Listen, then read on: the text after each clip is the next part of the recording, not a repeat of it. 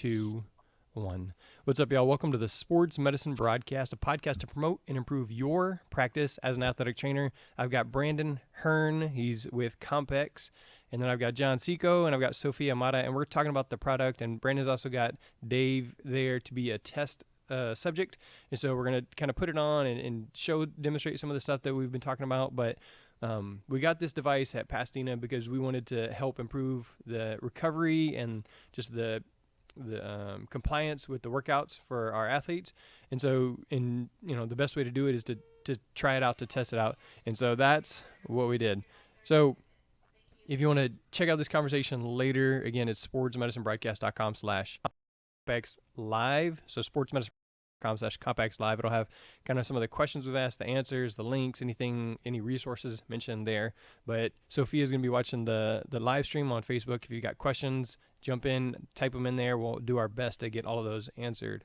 So, Brendan, John, why don't you guys say hello real quick, and then we'll get to some of the questions.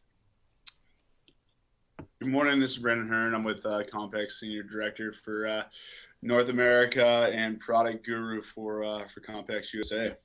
Good morning, everybody. John Seco once again. Official title, Product Guru? Senior Director, but I'm the guy behind the. Dave and I are the guys behind the curtain, creating all the new stuff you're going to see or may have seen in market. So. All right. So specifically the products that we have to test out, I have the Compex Fix here, which is like the massage gun. So most athletic trainers have seen the Theragun, the Fix, or the Hypervolt. They've seen those in some form or fashion. So we'll talk about those a little bit here because we have those here at Pasadena. And then John also has the Compex Edge, just like we do here. Yep. So John's showing it in camera, except for the live stream is facing me, so they can't see you anyways, John. But here we go. So there you go. So now I've got this screen, so now they can see the live thing there. So that's the Compex Edge. All right. Well, no, it's still not showing you. It's just showing the other camera, the better view. Okay. Now I've flipped over to you. All right. I'm not showing it now. You quit. All right. So the first thing, I talked to Rick Stassi, or actually Mike McKinney talked to Rick Stassi on the Sports Medicine Broadcast when we were in Las Vegas. And so we've learned some from there. And then I've called Rick twice just to talk about the Compex. And we are interested in the resistance training. And I want to know like the best uses of the Compex Edge or the NMES units in your opinion, Brandon. So what's the best number one reported use for the Compex? So really for Compex, the two main things that we teach and we preach and the best results we see is, number one, we can clear lactic acid in 7 minutes or less. We've proven it through blood work that we can clear lactic acid in about 6 minutes and 36 seconds. So if you think about that, that's pretty substantial. There's nothing else in the market that exists, from compression boots to recovery rollers to massage guns, percussion guns. Nothing else will get that lactic acid out of anywhere faster than you can with Compex. So really the program on the blood flow is kind of a 3-in-1. So clearing the lactic acid, right, really, really important. That's part one. But the same program allows you to also warm up a muscle group. So people that have difficulty, warming up certain areas due to old injuries or, tightness or whatever it might be, that same program that gives you that blood flow for the recovery will allow you to warm up a muscle group. And then really kind of the last thing that same program does is it allows you to travel, right? So people that sit on airlines or in car rides for a long period of time or on trains or however you're traveling, there's nothing comfortable about sitting for long periods of time. So you can actually use the Compex while you sit to get that blood flow down through those, feet, your ankles, your calves, whatever it might be, to really kind of help you. So that's really kind of all in one, the pre-warm-up program. So that's one of the main programs that we preach and we talk about. And then the second reason or program that we use with Compex for almost everyone is the resistance program. And what that does, it allows you to fire and recruit 100% of your muscle fibers. So we sponsor a wide variety of athletes, from Matt Fraser to Phil Heath to Nathan Florence. Those athletes are at the top of their game. They're the best of their best. But if you actually were to ask them to isolate and recruit 100% of their muscle fibers in one area, it's physically impossible unless you're in the flight or fight situation.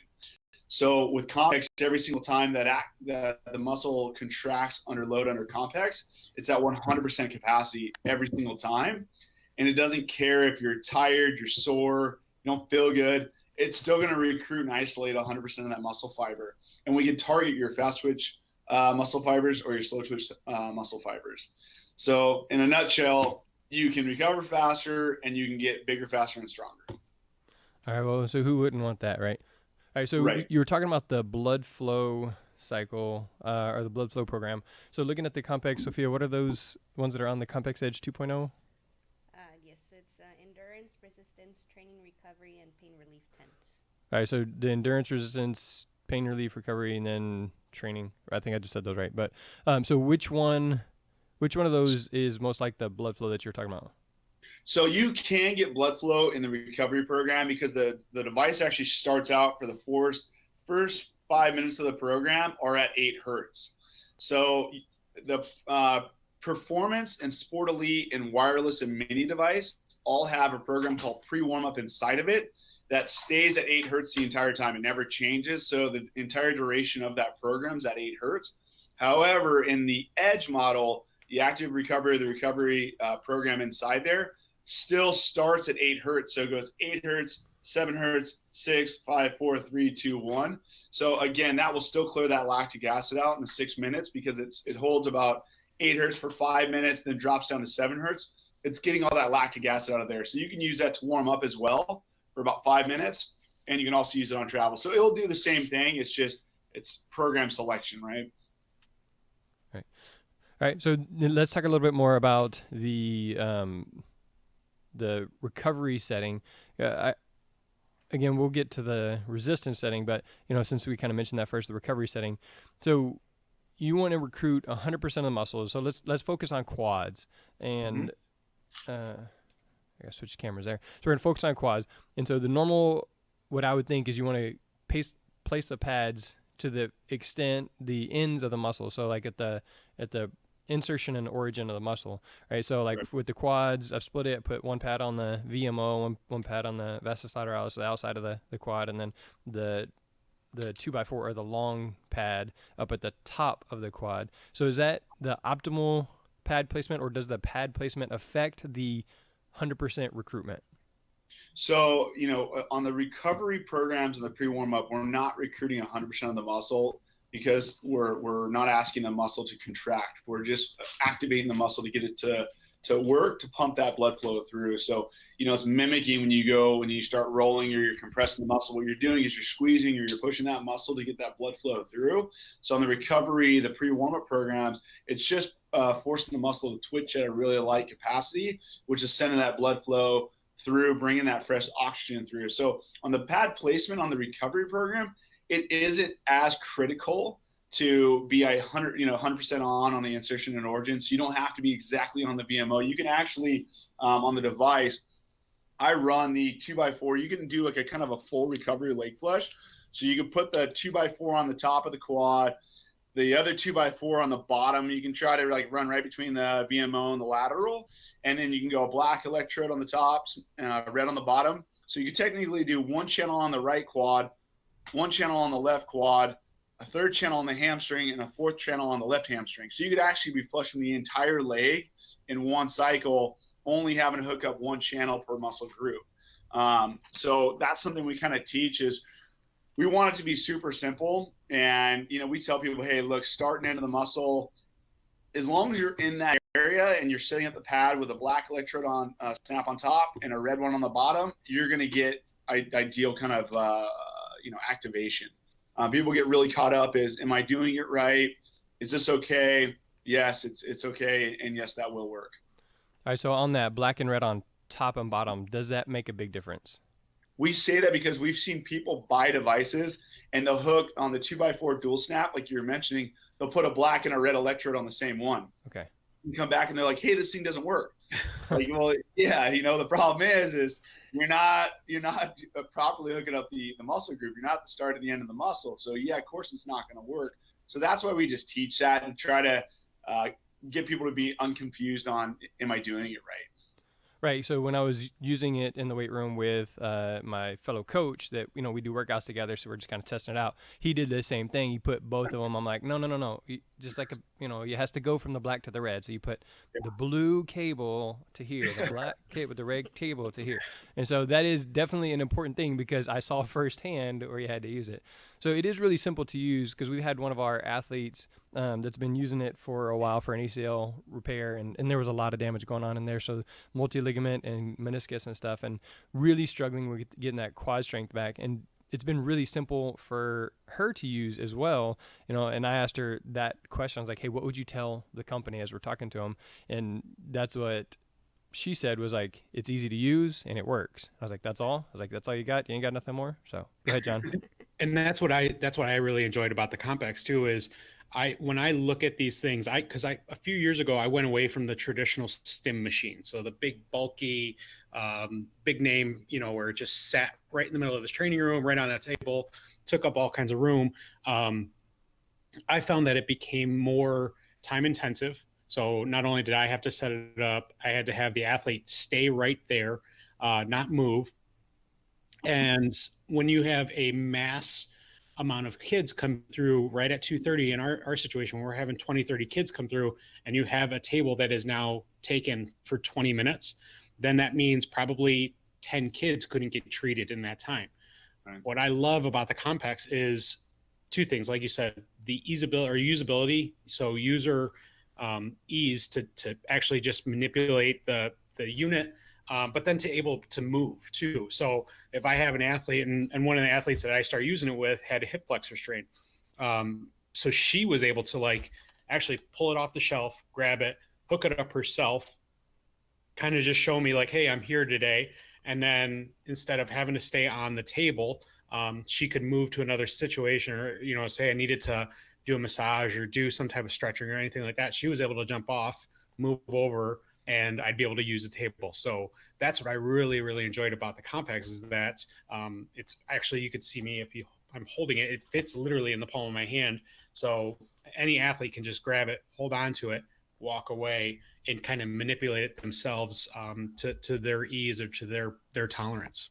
You know what I love when you bring up? So the big units are on the table. So we're a large medical company. So DonJoy knee braces are the number one knee brace used on pretty much every major league athlete on team sports. They own it. So we actually have a division that makes those large units. Yeah. They're using the Compex technology inside of those. But what's so funny is that little handheld one, any day of the week, blows it out of the water. I mean, I laugh because the guys that are selling the big ones are like, yeah, but we can claim all the medical stuff. It's true, but the guts and the brain inside this little device is it's actually more powerful than the table units. We just can't make all the medical claims because the intended purpose is over the counter. So, it's kind of interesting. People think that, bigger is better. And truthfully, this packs more of a punch than most table units. Yeah, that's what I liked about it too. One of the reasons why I went away from the big units was the liability issue too. It's, the medical device. Legally, are we as athletic trainers in Michigan, do I need doctor's orders? Do I need to have, these are all the questions that start popping up when I was like, I really needed this machine, because really the main reason why I don't want to use this anymore is the time intensiveness of it. I have to literally plant a student down for 20 minutes. They stay there, and nothing else can happen. So I went away from it, but it did bring up a lot of those questions because it is a medical device. Right. Do I need certain standing orders? Do I need to have, do I have to write things off on a note? And those are the things that we probably should be doing. But now, because I got rid of it, I don't have to worry about that right now. I can do other types of treatments. But now that I'm introducing this unit again, it's like, hey, I really still don't need these things because it's not a true medical device. Correct, right? Well, it's a medical device, but the intended purpose use is all over the counter. Right. So yeah, so you're safe to use it. You don't have to practice a protocol because the programs inside are geared towards only OTC. So we do.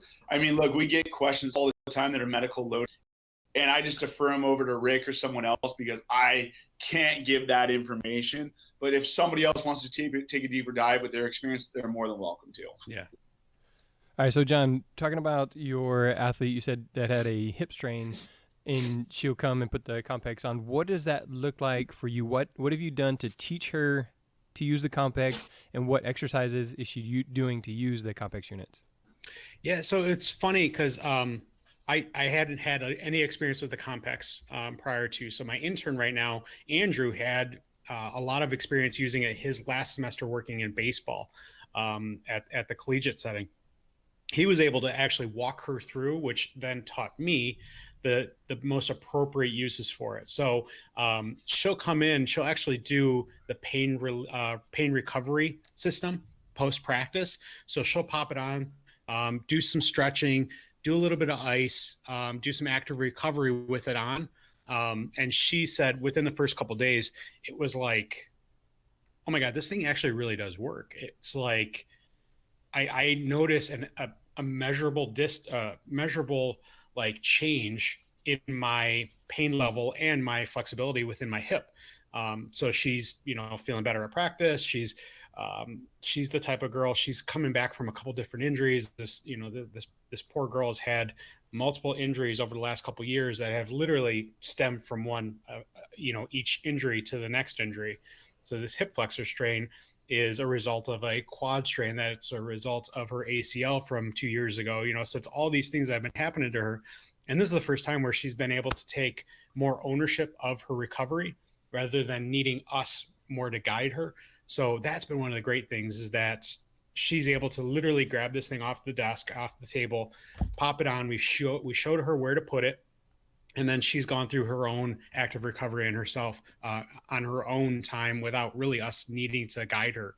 And for me, I love the fact that a student athlete can take more ownership over their recovery than having us kind of breathe on the back of their neck and say, you need to do this, this, this, this. And that's when somebody does that, it's awesome. You see the recovery rate really speed up with that person, that type of person. The nice part about the device too is, what you're hitting on is you can hand this to someone and it's safe because we use a biphasic current. So the current that goes into the body comes out.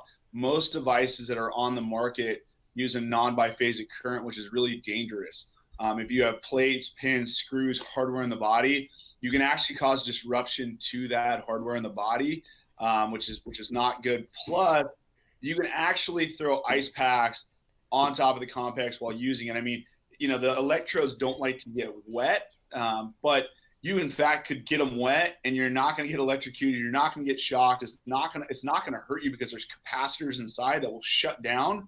It's a full safe proof. So, what's nice for you is you can go, here you go home. You're not like, oh man, are they going to hurt themselves? Right. Yeah. So we do have Facebook Live going on, right? And so one of the things somebody's asking was about the Mark Pro. What was that question, Sophia? So it's not a question. It was a comment. It said, been looking at Compex versus Mark Pro, and the cost, consumer friendly, portability factors are pushing me towards Compex. Our baseball team was looking into getting one for their team as well. All right, so that's Patrick Roscoe. Is that what this is? Yes. All right, so Patrick Roscoe asking just about the cost thing, and that's one of the things that I wanted to mention. We'll kind of talk about that again. Brandon obviously working with Compex is going to talk more about Compex and what he knows. But we have the Mark Pro here and we have the Compex here, and so awesome. What's that? That makes me really happy. I have one here too, so we could talk through them. I love that.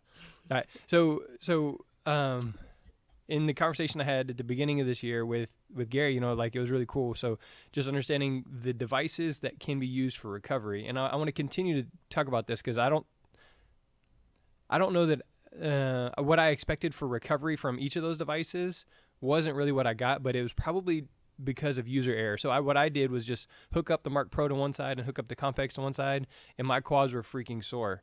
And the next day they were still freaking sore, right? So I was thinking, oh, hey, these both, let me test them out. These things are going to work, but I was still hurting the same. And so again, when we talk about the resistance training, we'll talk about how we were foolish and just went crazy. But just cover that a little bit for Patrick, just the compare and contrast the Mark Pro versus the Compex. Yeah, so I have one here. So we test everything that's in market, and I always tell people, please, please, please take the Pepsi challenge. Even at events, we'll tell people like take the Compex and go to the other booths and try them side by side. They don't really like that a lot, and the reason being is Mark Pro only goes up to 8 hertz. That's it. I mean, in at full capacity, when you turn the knob 100% up, unless they've come out with something I have not seen, it's only a blood flow program, which is okay. That's fine. 8 hertz is good. That's gonna give you some blood flow. But the problem is the intensity level. So our max setting, I think Mark Pro, Dave, pull it out of my cabinet. I think the no. What's the top knob on it? How high does it go? He'll pull it out. So it goes. I think it's on the top drawer. Yeah, there it is. So the highest level on it, I forget what the knob goes up to. Where's the knob? I believe it goes up to. I don't know what the max on Mark knob Pro. Then it's 9. On Mark Pro, it's 9. It goes to 9. Okay, 9. We go to 999, and people are like, well, "Why do you need to go so high?" Well, I've had people walk into our booth and say, "Hey, look, I can't get my right glute to fire. I've had an injury going on. Can you help me out?" I've had to turn those people up to 500, 600. We've had people that are in wheelchairs who haven't walked that want to use it. They're at 400 or 500. So the power in the device is so important. It's not always a machismo thing like, oh, I went to 999. No, it's actually really important to get certain muscles to fire that are maybe dormant or haven't been used in a while. So the power is really important. So we both have 8 hertz. The difference is Mark Pro stops at 8 hertz. They go higher on the 10s hertz frequency because 10s all go at a high frequency, but it's not at a contraction level. So 0 to 10 is all blood flow. So Mark Pro does that. Where we separate and gap is we go up to 125 hertz on the intensity. And what that does is at 65 hertz or higher, so call it from 10 to about 45, you fire the slow twitch muscle fibers. That's what you're recruiting in the muscle group. 65 to 90 hertz is slow twitch type 2 muscle fibers. From 90 to 125 is type 2B muscle fibers. So we can sit anyone down in the chair, whether you're the best in the world or you're grandma that's looking to get out of her wheelchair. We can choose what muscle group that we want to target, and we can go after that. And our ceiling is so high because everyone needs something different. If you're 400 pounds, I can throw it on your core and midsection, get through all that fat layer and grab a hold of your core. It's still in there, right? Just because you have fat over top of that doesn't mean that we can't still grab that muscle. So really, those are some main points. Also, all of our devices, except for the Mini, are 4 channels. Mark Pro is 2 channels. So I could actually be working on 2 people at one time or 4 muscle groups at one time. Where on those, you're really limited to just 2 muscle groups or 1 person to use it. Yeah, and then looking at the prices, we got Myotech, our guys over there, to send us the prices. And so the Mark Pro is at $655 from them over there, and then the Compex Edge 2.0, which is what both John and I have, we've been using, is at $140. So just thinking, Sophie and I, this year, we had a power play compression device that we actually gave to one of our athletes, the same athlete that actually used the Compex, to get rid of the swelling and help with that. And so we used that. And so it's kind of the same idea here that, hey, Compex is $140. The pads, they're ideally used for one person. So this could be where I say, okay, hey, Sophia, you take this home, you use it over the weekend and bring it back. Where at $140, it's still $140, and it's part of the budget. But at $600, it's a lot harder to just hand that device over to somebody and expect them to bring it back. And I know sometimes you guys have sales on the Compex where it's like $90 for the Compex Edge 2 or something like that. But what you get for the price, and again, like you said, there's the 4 leads, which gives you 8 pads or 8, whatever it is. In my experience just this year, I prefer the Compex device to the Mark Pro device. And again, I'm just learning a lot of the science that you're discussing here with the 8 hertz and this and that stuff. So let's go back to the hertz. I didn't catch all of it. I was trying to write it all down so I can put it in later. But if I go to, which phase do I have to go to adjust those hertz?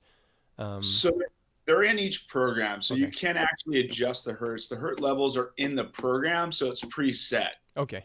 So endurance is, we call it endurance because, it targets that slow twitch muscle fiber group, right? So endurance program will obviously give you, it will create muscle domes and things like that because you're recruiting 100% of that muscle, but you're only getting into the slow twitch fibers. So resistance, I don't care who you are, that's the program I always use for anyone.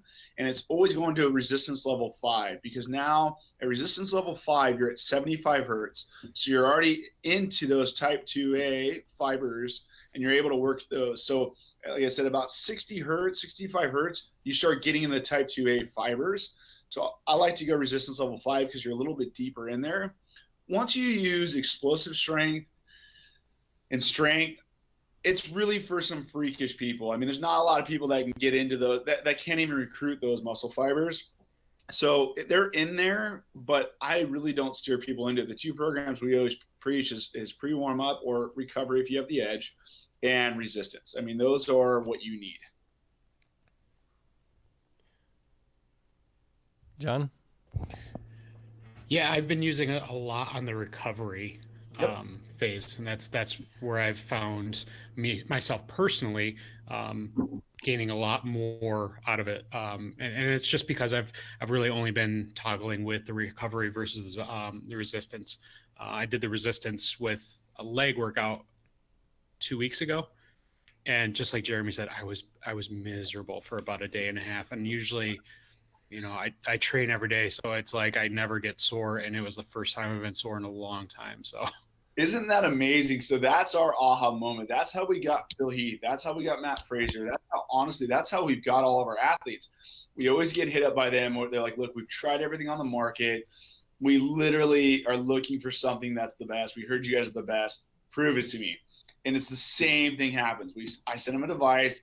I walk them through a dynamic workout that really is only about 8 to 10 rounds or reps. And then go, take it off, call me in 2 days. And it's the same conversation. I can't go to the bathroom. I can't sit down. I can't tie my shoe. What did you do to me? And it's like, if I can take anyone, right, and make you sore, and if we pick a dominant muscle group, right? So if someone's like, yeah, I'm really quad dominant, and I can create muscle domes in a quad dominant person, that's pretty amazing, especially with no weight, no load. All we're doing is just attacking those muscle fibers and forcing them to work.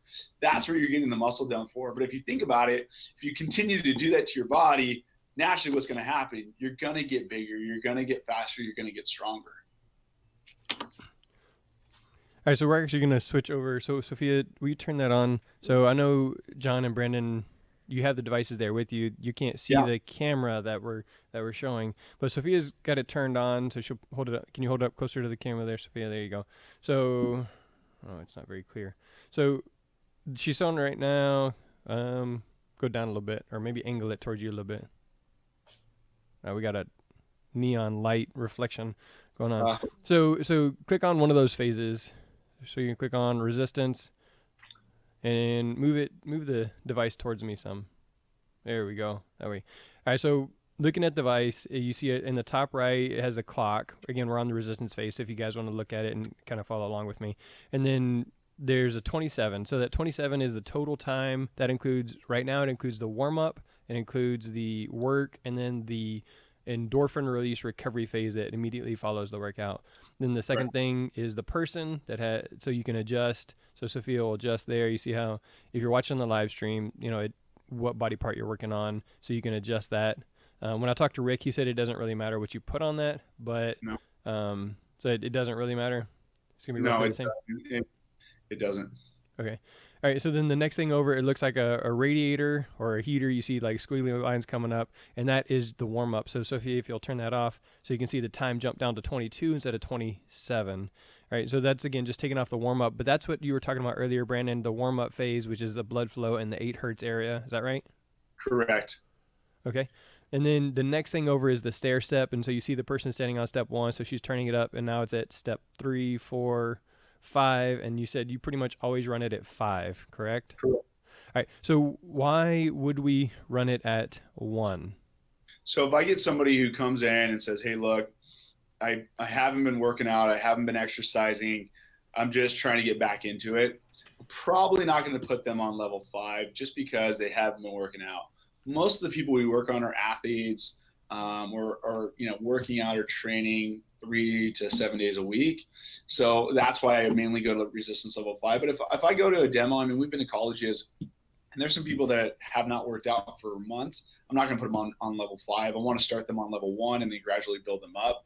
But again, most of our target audience, the people we work with, are able-bodied, constantly doing something. So I go right after level All5. right.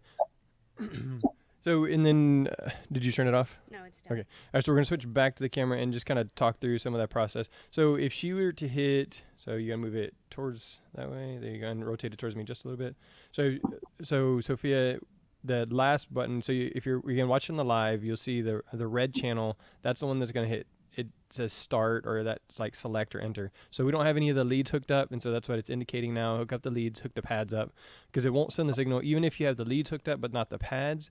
Like it has to have that connection. So like you was talking about, it's pretty, like, I don't know if fail safe is the right word, but it's pretty safe because you can't increase the intensity if those aren't hooked up and like sensing the connection there. And so that's pretty cool. One of the things that I just now learned though is if you hit the yellow button, which is the I button, which is below the yellow button, the power button, that actually links those channels together. Because one of the things that I was having trouble with was if I'm trying to increase the intensity, then I have to hit all 4 of them, and it's like, and then I'm trying to do the workout and trying to increase those. But now if I link those, then I can just hit one, it'll increase all 4, which I can definitely understand the need for individual, but you can link 3 of them and have one separate. You can link 2 of them and have 2 individuals, or you can link all 4, or you can have all 4 individual. So it's a really cool little trick that I just learned from us actually like sticking it in our pocket and realizing, hey, why are those things lit up? Why are they not all going up? And so that was a pretty cool little trick. So You've been actually really using it, because all the things you're talking through, you know what you're doing. So I'm really impressed. I applaud you. You've definitely been playing with it. Did you guys just see my aha moment just happen over here? The I button. Goodness gracious, I've been hitting all 4 buttons at the same time all this time. And now I can see those thumbs. That's exactly what we were doing. Okay, so Sophia, I'm gonna give you a chance to talk. You've used the Compex a couple times on yourself. Mm-hmm. You used it on the quads. Both you and I did that. I think I posted that little video at the very beginning when we did it. So talk to me a little bit about your experience with using the Compex on yourself, and then your experience afterwards. So usually with my workouts, I always involve lower body, right? So I haven't gotten sore in a long time. And I mean, we used that unit, but was it for the time that it was meant to be? Mm-hmm. And I wasn't sore, I was fine. And then the next day I was like, okay, I'm a little sore. The next day, oh my goodness. So what workout did you do though? I only did body squats. I mean, I think it was 5 squats per cycle. Mm-hmm. And Oh that was my it. gosh. Yeah. And I only brought it up to, I think it was 25. And that's it. No. You brought it up higher than that on that first time. Yeah, that was it. I 25? I think it was 25 or 35. I can't remember. But I was extremely sore. I mean, it was great. It was great because I haven't been that sore in a long time. The best part is everyone that's done that, they're like, I can't sit on the toilet. There's like a free fall, like 3 inches the last of the part of the toilet. And then, I mean, I can't imagine what Jackson went through because you brought it up to... Yeah, I went to was like it? 125 or something like that. And he says, All like, right, it's that's nothing, pretty but good. I only So- went to 35. Yeah, so I thought it only went to 250, and so the other day when we were screwing around, I went up to 204, and I was like, okay, well that's close enough to the top end, and I don't want to like tear something. I don't really know what's gonna happen, so I just shut it off there. And then, like I said, I posted the video of my friend. He was, I had it up to like 100 on him, 104, and he was just like freaking out, like I can't straighten my legs, I can't bend my legs. He was trying to like swat at me to turn the thing off, and so it was really funny. But talk to me a little bit more about that experience using obviously we know that it makes you really sore. John said that he was super sore the next day too. So as athletic trainers, we're trying to return kids from surgery, we're trying to return kids from injury. What are some of the ways that we can best use that? So one of my favorite things that I hear inside and out. I mean, we saw a lot of the major league teams, and they're using it on all. You basically, let's just take for example any major league team, right? We'll use a football team. You have running backs that are worth, 10, $15 million, right? So one of those guys pop an ACL or do something to their knee, well, they're down. So how do you keep this high-end athlete from having muscle atrophy or getting set back? One of the common go-tos for a lot of ACL guys is Compex on the hamstring and on the quad. And they're right away, day one post-surgery, they're using resistance right out of the gates. People are like, well, wait a second, isn't that going to cause problems? No, because what you're doing is you're stimulating the quad and you're stimulating the hamstring at the same time. And because the channels are synced and they never break, you can't get flexion in the knee, right? Because you're stimulating both together, so it won't allow the knee to flex. So you now have someone who is, what's that? We hadn't thought about putting them both at the same time because, we got kids that are, well, you can't bend past 90. I'm sorry, I didn't mean to interrupt you. I was talking to... No. Go ahead. I encourage you to try it. So that's the nice part about having 4 channels, right? So you could technically stimulate the right quad, right hamstring, left quad, left hamstring, sitting down in a bed, not being able to move. Then you go down and go around the knee and go down into the calf. You can also fire that calf as well. So really, these guys and these teams and these agents are realizing, oh my God, I can start working my athlete day one post surgery to keep him on track. But the other thing that the people don't realize is pre-warm-up, what we're doing, or active recovery, we're giving that accelerated oxygenated blood flow. What happens when you have an injury? If you provide fresh oxygenated blood flow, what's going to happen? You're going to decrease swelling. You're going to change the coloration. You're going to help that area heal faster. It's not magic. It's just that's truth. And having the ability to also ice on top of Compex at the same time, now you're really unlocking some, pretty crazy recovery potential in someone. So, our thing is I always tell people, hey, consult your PT, your doc, and figure out how you want to do it. The hard part is a lot of doctors don't understand. Outside of the US, all of our international devices all have medical claims in there. Muscle atrophy, hypertrophy, muscle spasms, all these different programs, capitalization. But, it's different. They're flying by a different set of rules. MDR is going to change a lot of that. But in the US, I always tell people, hey, get with your PT. The doctors and the PTs that get it are getting their athletes back really fast. I don't know if you saw the story on Kevin Hart when he had his car accident. He was on the Today Show using Compex. He works out of Sports Rehab of LA. They use Compex. And I went up there and we did the aha moment, the same thing you did. Oh my God, we haven't thought about putting on the hamstring and quad. So we ran these guys through. So when you turn on the Today Show, there's Kevin Hart with Compex on his back. I mean, they're using it on this guy right away, day one after his injury, because you want to get that area clear of all that garbage, get some fresh blood in there, get some fresh oxygen in there. So again, just expediting that whole recovery process while maintaining that muscle. I mean, you can't ask for anything else. And again, that's the difference between us versus everyone else. They can't do that. We have locked channels. You don't know what you're going to get on some of these other devices. I mean, we have wireless devices. Our Compex wireless device is always synced. So is the menu. If something breaks, it shuts down. I encourage you to, like we always tell people, if you want to do the real Pepsi challenge, put on someone else's device and then tear off the electropad and hold on to it and see what happens. You're going to be like, trying to get it off your finger, and then your buddy's getting shocked, and you guys are both trying to stop this thing. With Compex, you tear it off, it shuts the device down instantly, right? So, again, going back to that safety thing, if you have a $15-20 million running back, something happens to that electrode, starts shocking him, causes him to jump, he bends that knee, now you get a problem. So, this thing's been around for 36 years.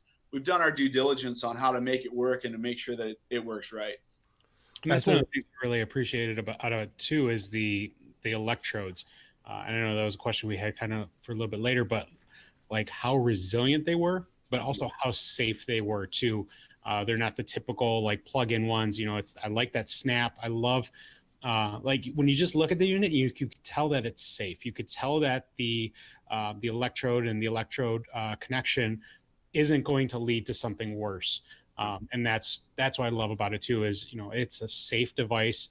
You can tell it's resilient, the device itself, but also the electrodes and all that stuff. It's going to be resilient. So myself working in a high school setting, I know I'm going to be able to use it multiple times without it failing or without like a mislead or something like that. And that's one of the things I really enjoy about it. Great. Yeah, the electrode, I mean, honestly, we do spend double the amount of money that everyone else does on electrodes. Like, they're not cheap. They're made here locally by a company that's been doing it for about 40 years. We pay the price because we want you exactly what you just talked through. Is that's what we strive to do every single time. And it sucks because it does cost us more money, but it's worth it in the end. Right.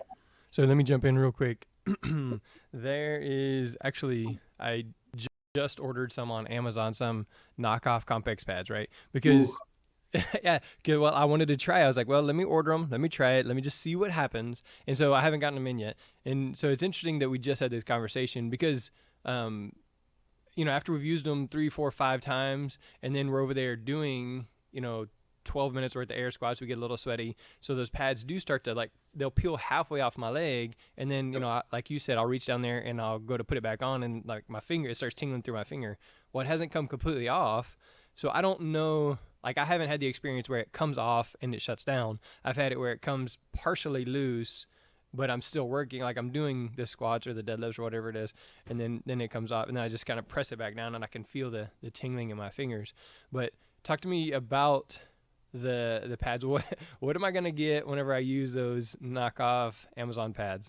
So honestly, we try to. I mean, we've had legal involved to try to stop that because truthfully, it could actually you could get burned. And the reason being is we have so much power coming through the device. The problem is, and we've taken these electrodes apart. I mean, if you take apart a Compex electrode, here's how you'll understand. When you get the device, I know you guys can see me on camera. What I encourage you to do is to go ahead and take the electrode, grab a pocket knife or anything like that, and basically what you're going to do is try to pry off this back pin. And what you're going to notice is you can't peel it apart from the actual snap. So in the middle of the snap, it's hollowed out. So that's actually a composite injected mold that allows the power to disperse. So there's no black hole. On the other devices, when you break it apart, this back black area is actually a plastic sticker that goes over a silver tab electrode. So when you peel that off, now you have a hot spot. So the crazy part is you're literally, the only thing that's dividing you from on the cheapy electrodes is a little film of vinyl under the tab.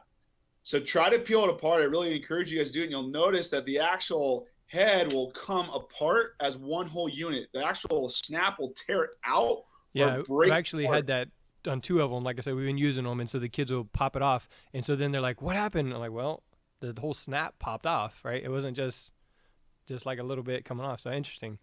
When they're done, they're done, and we make them that way on purpose because they're not.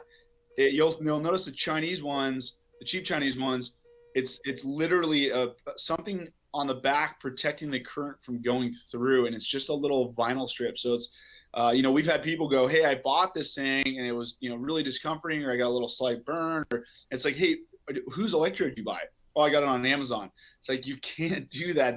That's like if you own a diesel truck or if you don't own a nice car, they tell you put Rotella in diesels, not typical 1030. You're going to blow your engine. It's the same thing on this. If you have people that buy really high-end cars that put 87 octane in there, it's the same thing. You're gonna blow something eventually. It's the same purpose with Compex. You got to put the good product with the correct product. All right. So what is the life expectancy of those pads? So I purposely have done everything I'm telling you guys, or anything I'll ever ask you to do, I've done to myself. I've been able to get about 2 months out of electrodes, but I follow the exact specification. No oil on the skin, wipe the skin down, no moisture on the skin. Dry skin ran, I've been able to get about 2 months out of them. Towards the end, they were starting to flop over. But I've also had them last one session if I'm training really intensely with them and I'm building up a high sweat. I mean, they're cooked at that point. So if you're sweating a lot through them, you're going to burn them faster. If you're doing the precautionary stance, not having oils or lotions on your skin, wiping your skin down, putting them back on. If you look on the back, it's kind of funny, stupid but funny. You look at one side and it says on. You look at the other side and it says no. So putting them on the right way. I mean, there's all sorts of little tricks that we give online that we suggest on how to take care of them. I teach that to my kids all the time. I say, look, this says on, this says no. Put them on, not on no. So yes, that's. So just if you take all those steps, you can get it. I would say the average consumer, if you take all the proper steps, you can see about a month life out of them. That was me using it daily on my legs, just to see what happens. Again, Dave and I, if we tell someone to do something at 999, we've done it at 999. I mean, it's we tell you we're only going to preach what we've actually used or what we actually do. All right, so. I know when I talked to the guys with Gary at Mark Pro, they had like a loaner thing to where you could try it for a month. And so somebody in the Facebook Live asked, what's the best way to get like a trial to kind of test it out? So, technically that's against the FDA's ruling.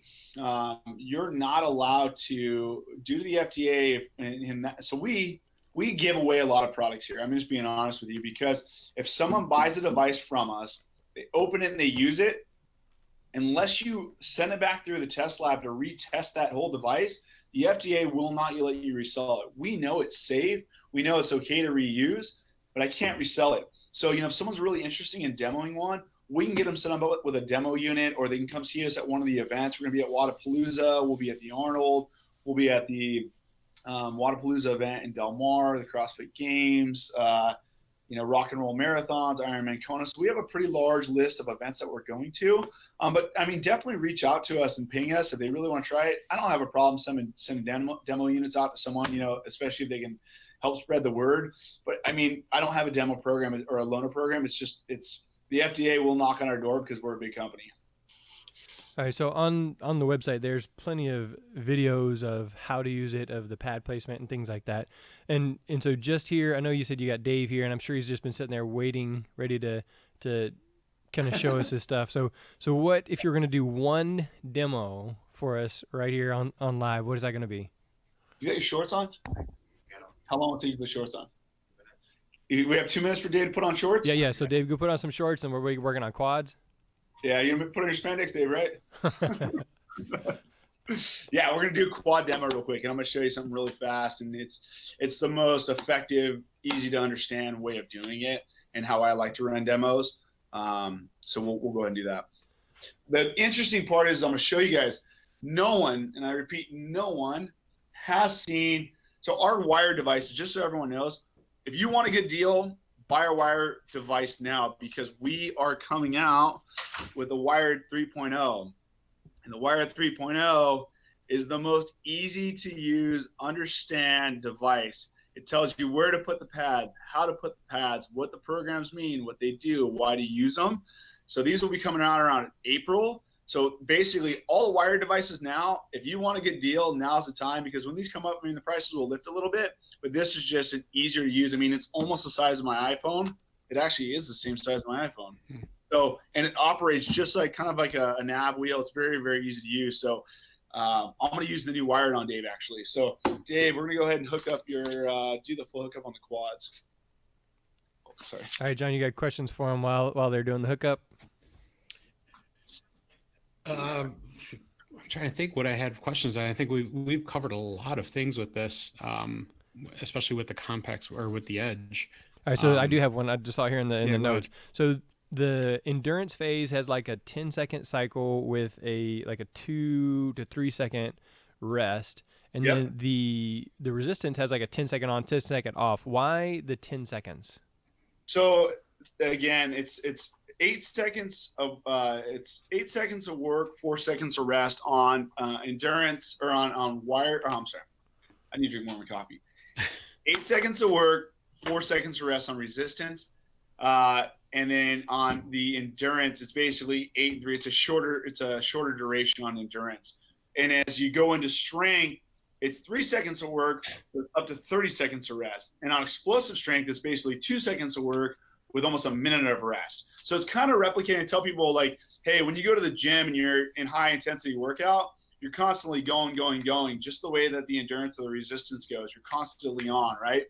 If you're doing a heavy 3x3, you're taking longer breaks in between those reps. If you're going for 1 rep max or building to that one rep max, you're taking longer breaks in between, and you're only doing 1 or 2 pulls, right? So it's really the device kind of mirrors that training regimen, if that makes sense. And then, so with the Edge 2.0, you can't adjust those cycles. In any of the devices, can you adjust those cycles? No, we don't allow it again, because then you start getting kind of complicated with the FDA. Gotcha. Yeah, that was one of the questions I had for it too, was if you're able to adjust those things, and if not, why. So I'm definitely learning a lot with what we're talking about today for me to use going forward with this thing, and I'm really excited about it. And, literally the device, Dave and I became so in tune with this thing. I mean, it's a really big company, especially in Europe. When we showed up, we were the only guys here in the U.S., and no one really, at the time, no one in Europe really wanted to talk to the American guys, right? They're like, yeah, good luck, boys. So Dave and I just hooked ourselves up, and I mean, we've messed ourselves up really good. You can't actually hurt yourself with Compex. If you start throwing 225 pounds or 125 pounds on a bar, or 135 pounds on a bar, yeah, you can hurt yourself.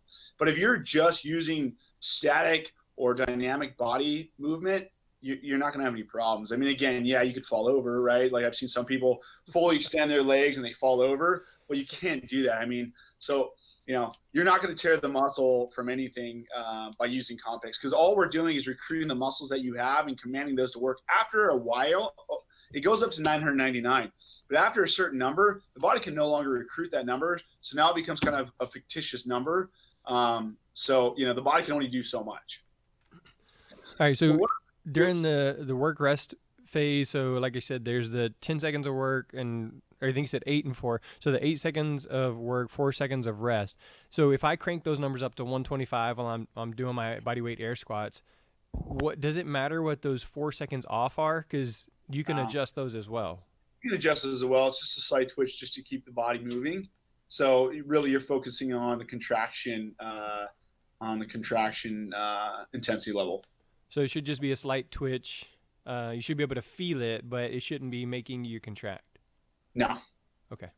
So what I'm going to do is I'm going to turn the camera so you guys can see. I'm going to kind of put the device in. So Dave, I want you to sit down sit down. So everybody meet Dave. Dave is the guy behind the camera. If you ever watch that show, Till Time with Tim Allen, the guy behind the fence, that's Dave.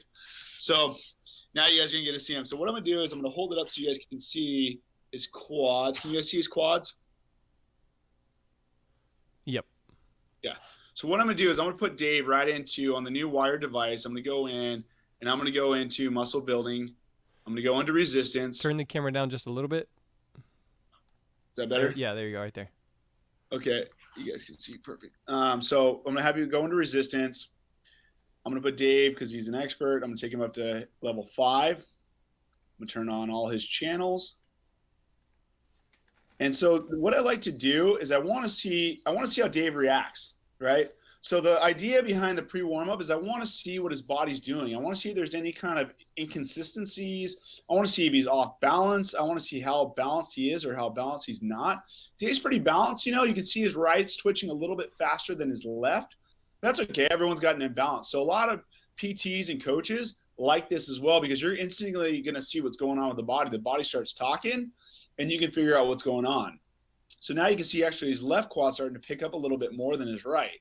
So this is kind of a good way for me to gauge. He's at 49. He's getting twitches at 49. Okay, good. I kind of know where I want to start Dave. So now what I'm going to do is I'm going to go forward. In the new wired device, you can fast forward easier. So I'm going to pull your legs back out. Brandon, raise up the device a little bit more, or hold it out further away from you. There you go. So he's at 18. He's okay. I got him up to 20 in between rest.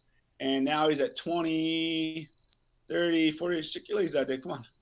I'm going to take him up to I'll take him to 100 first. All right. So we got Dave going up to 100 on the contraction levels. 102. So what he's going to do is, you can see everything's contracting. I can kind of see what's going on. What's interesting is Dave's not having little twitches in his quad, which means I don't have him up high enough. I just know this from using the device. So I'm going to turn him up a little bit more. There we go. I'm seeing Dave's quads twitch now. It's exactly what I want to see. So he's at 164 on the in between. So after this set, I'm going to have Dave stand up, and I'm going to have him do a couple really slow air squats. There we go. Now he's working. And this is kind of what we're going to do. We're going to do 5 rounds of this, and I'm going to call it. I never do more than 8. So when Dave stands up, can you guys see Dave? Is it clear? Kind of. Can you back the camera away from a little bit? Yep. Is that good? Yeah. Well, let's see what happens. Okay. So Dave, what I'm going to have Dave do, so if you look at Dave, he's got slight flexion in the knees. I do not want his knees fully extended because what will happen is he could actually fall over. So keep flexing your knees, Dave. And then I'm going to have him go down 1,000, 2, 1,000, 3, 1,000, pause in the hole, and then come up.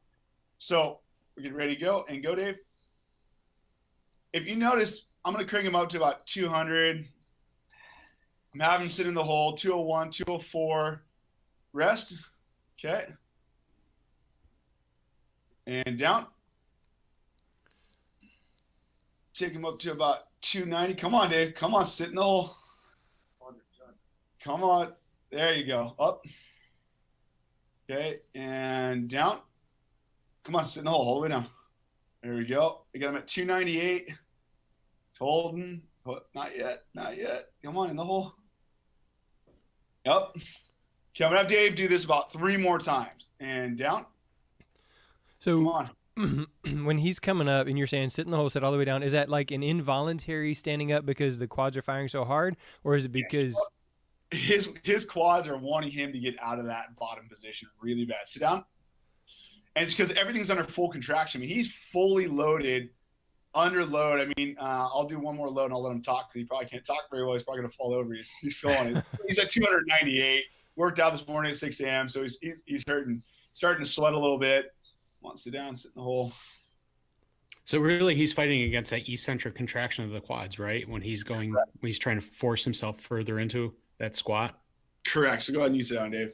So what I did by doing this with Dave, I mean, how you feeling, Dave? So, I mean, tell everyone that is out there, what did you feel like? Did you feel like you had, any weight against you? I mean, what did you feel? I definitely feel like there's load on there. It does feel like you have a bar on your backs. I mean, it is trying to fight against the contraction because, yeah, it does want to bring you back up. But I'm out of breath. I mean, if I were to equate it to a weight load on your back, right? If you were to have that in a front rack position, front rack squat, what did that feel like to you? No, it definitely feels like you have, maybe like 265, 280 on there. So it does feel heavy. You're forced into that, squeezing your core. I mean, it's driving his knees out too. I mean, he can't cheat. He can't cheat anything, right? Like, so coaches and trainers love it because they're forced to get into that proper position and get into that squat. You're not going to be doing any kind of butt weak squats, right? You're going to have to really get down. You have to drive those knees out, bring that chest up and get down in the hole. Otherwise, you're not going to be able to do it. So another little trick I like to do is, when people are doing demos, I like to hook up their core. So I'll put 2 channels, 1 channel on each quad, and then I'll hook up their core and then make them squat. And they're just like, oh my God, because now they can't cheat that midline section. It's almost like we strapped him into a weight belt and now we're asking him to give us squats. I don't like to have people bang out a bunch of squats. What I had Dave do in that nice sit in the hole, it's really effective. You can do 5 sets around, but man, you're going to jack yourself up. So mine, kind of getting people going, nice, slow, controlled. You can always increase that, but that's kind of what I just did with Dave is my go-to demo for everyone I always do. I won't turn them up to 300, but I want to see what's happening and I want to get them to, it's that light bulb effect. Like, okay, I understand what you're talking about now. All right. So the time frame on the resistance training is, like I said, it's 22 minutes. So it's 12 minutes of work and 10 minutes of the endorphin release phase. So if you're only doing, like you said, 8 reps or maybe even 2 sets of 8 reps, then what are you doing for the rest of that time? So I always tell people, if you really want to see some gains, do 8 rounds and do 1 squat per round when you're getting going for the first couple weeks, right? Nice, slow, sit in the hole, come out. Do that 8 rounds, okay? Then the rest of it, sit down and or stand. I like to stand. I'll do it on my desk and just fight through that contraction. Squeeze your quads while it's contracting. You can either just stand there at your computer if you have a standing desk or sit down, and what you want to do is fight against that contraction and go ahead and ride the rest of the program out. What that's doing is you went dynamic and then you went static, but your muscles are still being forced to work and forced to be engaged. So you're still going to be really sore. You're still going to see those gains, but it's kind of like really stepping into the program opposed to just jumping in the deep end, not knowing how to swim. Kind of getting that person acclimated to what's going on. So I'll ask this. One of the questions we had is, what are the top troubleshooting areas that you see customers having and that you need to explain out to them? Yep. So number one is everybody goes, this charging port doesn't work, right? That's like one of our top things that people ask. And the reason being is because it's a safe device, you must unplug the cable. So, if I hold this thing up to the screen, when I go ahead and I'll pull, something, if I try to wedge in anything in here, it won't work. So you have to unplug this, and there's actually a slide bar inside the device. You can see it down in the hole.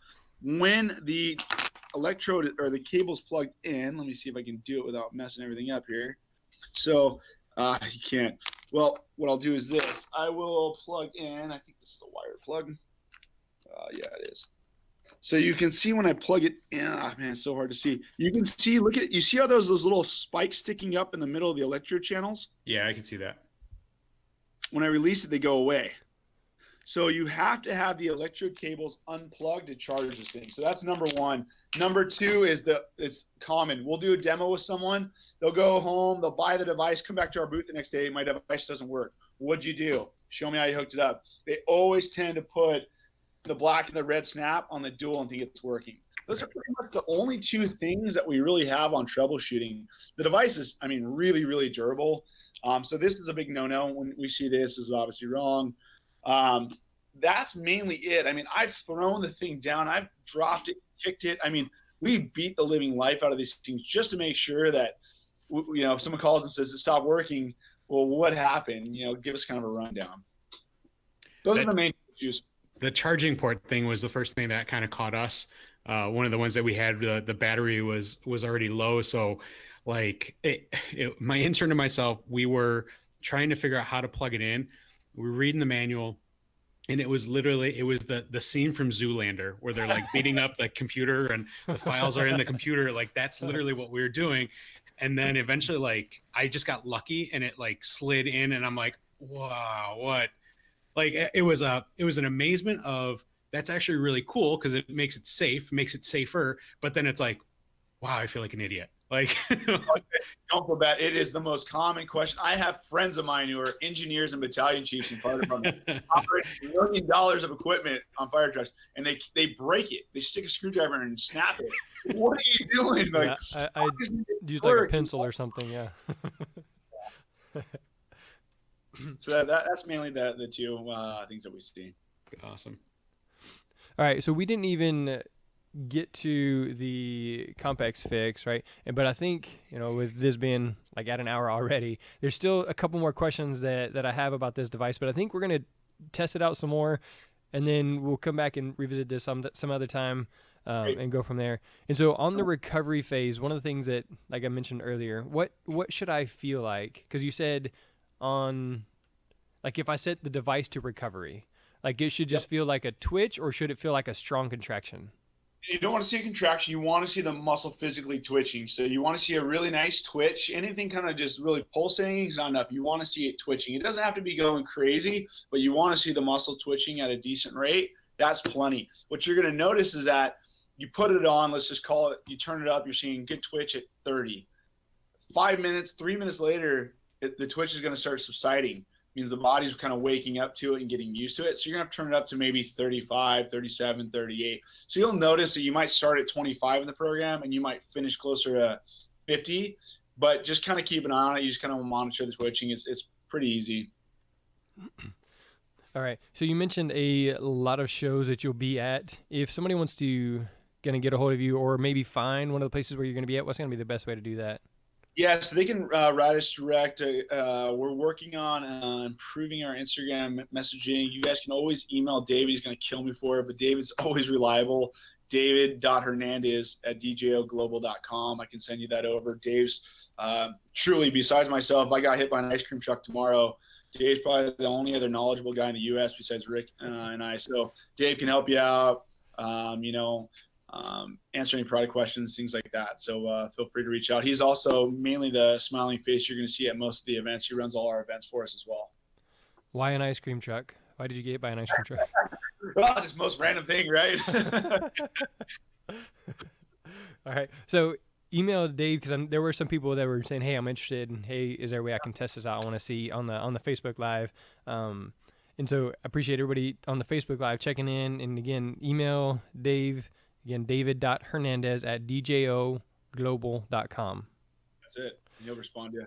And then he'll respond, let you know maybe they have a refurbished device they can send out, or like you said, there's a sale because once they release the new ones in April, it's really, I think when I saw the ads, it was like $99 for the Compex Edge 2.0, which is I think the lower end model because there's like 3 above it, and it is wired, so it's simple, easy to use, cost effective, and so most athletic trainers can manage $100.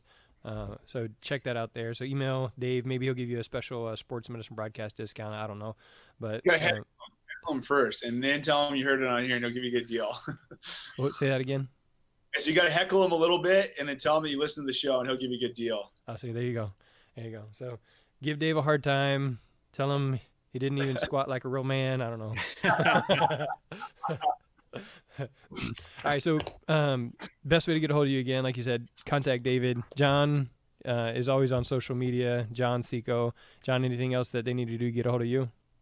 Yeah, feel free to shoot me an email at jciecko@bloomfield, BLOOMFIELD.org. So jseco@bloomfield.org. I have stepped away. It's funny because just this past month, I was lauded for my social media in our executive board meeting. And right around the same time, I decided I need to really take a little bit of a break for it. So if you haven't seen me on Instagram or anything like that, I'm actively trying to step away from those things. So the best way to get a hold of me is through email. I'm going to try to keep my Twitter up a little bit, especially with March rolling around. But actively, I'm trying to be a little bit more appropriate and trying to step away from the monster that is social media. So it's a good and a bad, and I know it helps us out, but at the same time, I want to make sure I'm taking my time from there. Fantastic. I've been logging out of social media on the weekend. So like usually Friday night, I'll log out and then I'll log back in Monday morning or something like that. So same idea. So email John if you got some questions. You want to talk to him about the product or any of the other stuff that we've talked about a ton with John. Again, Brandon said reach out to Dave and they'll work with you there on the Compex. Like I said, compexusa.com, or if you just Google Compex, it'll take you to the website and it'll show you different videos, different places to put the pads, ways to use it, and then obviously all the stuff we've talked about here today. So Brandon, if you got any parting advice, tips, things not to do, what would that be? No, I just say, put it on, use it. As you guys have seen, I'm really impressed with you guys. You guys have figured it out. It's just using it. Once you use it, it becomes really easy to use. It's not complex. It's not complex. If you really truly add it into your programming, I give everyone the 45-day challenge. Try it for 45 days, man. Throw it into what you do. You will notice a difference. So, thanks for having us on the show. Appreciate it. And just thinking out of the top of my head, if anybody listens to the show today that wants to get a wired device, we'll honor their performance, which is the mid-tier device, at the $109 price because they listened to the show, which is obviously how much off, Dave? It's like $50-$60 off retail. So anyway, ping Dave, we'll honor that. That will give you the 6 programs opposed to the 3. So kind of hook you guys up. We'll send you guys some new devices too. Fantastic. All right. So until next time, obviously, like I said, you can check out Myotech for those things, or you can go direct to Dave and he'll honor the SMB price match thing there. So this is sportsmedicinebroadcast.com/Compex live. Again, sportsmedicinebroadcast.com/Compex live. So for Dave, the squat machine, Jeremy, John, Brandon, and Sophia, and then my students that were, test subjects as well. And then for my buddy Nick, that again, every time I see that video, I laugh. So just look at my social media and it's really funny. You just see him trying to get that thing off. It was fantastic. So That's for really funny. everybody here at the Sports Medicine Broadcast, that is a wrap. Thanks. Thanks, guys.